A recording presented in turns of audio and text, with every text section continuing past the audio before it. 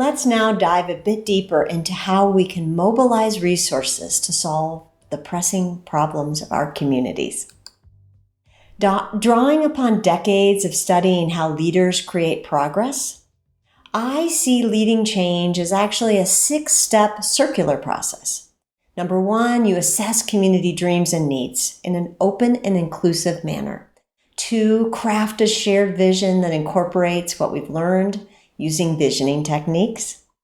3, share this vision as widely as possible to gather others. Here we'll practice the skills of storytelling. 4, we create a small related project or prototype to support that vision. Our module on project planning will support this step. And then we reflect what we've learned and use that information to refine our vision and plans. Number 6, we pause and we celebrate successes, even small successes, which motivational leadership shows sustains a team and brings others into a positive, gratitude-focused mindset. And number 7, we head right back up to step 1 as we assure that our vision and our approach are aligned with what we've learned, and we try again with another project, moving our dream closer to reality.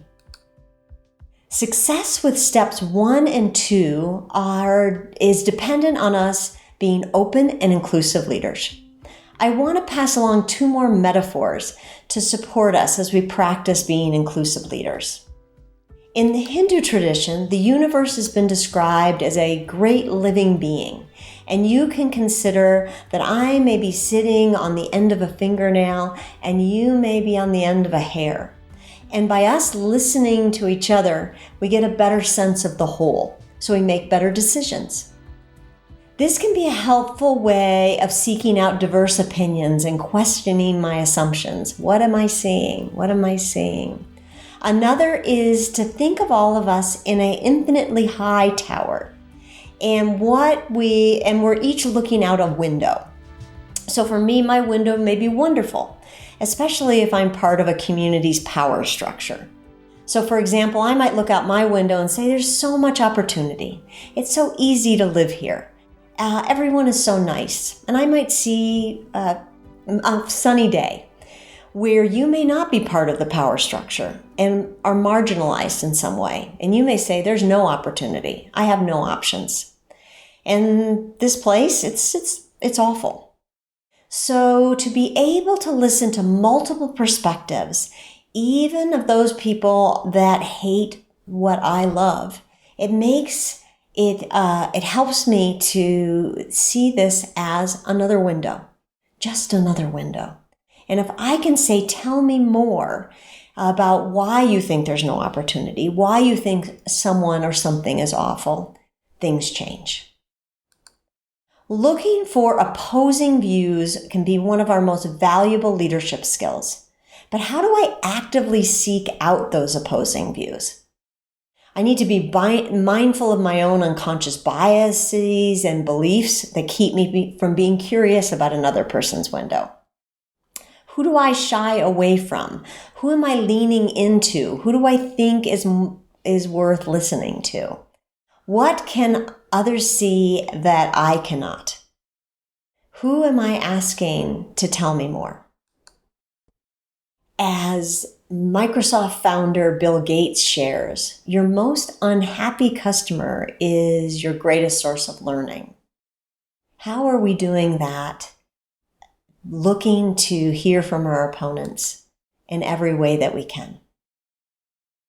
Meanwhile, we are most comfortable being around people who are like us, and in situations where we can be experts. It can be hard to say, tell me more, and to be open to the possible challenges or criticism.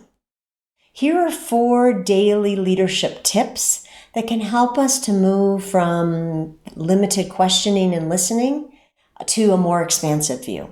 First, never solve a problem alone. Recognize that if you think you know an answer to a problem without consulting others, you're probably wrong. We always have a limited viewpoint. Ask at least one person who may have an opposing view about their experience and how they would solve a problem.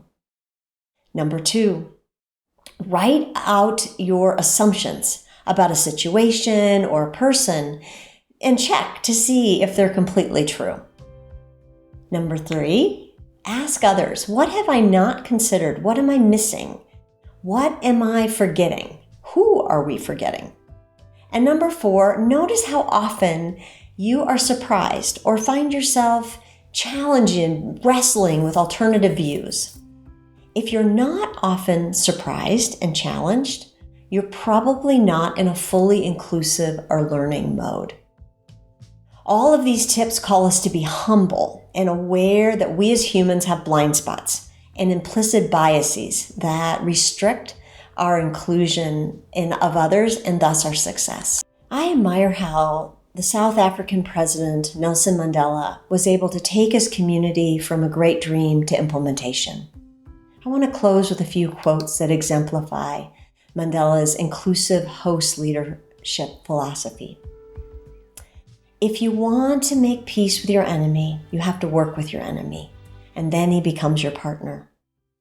And a concern for others in our individual and community lives would go a long way in making the world a better place we so passionately dream of.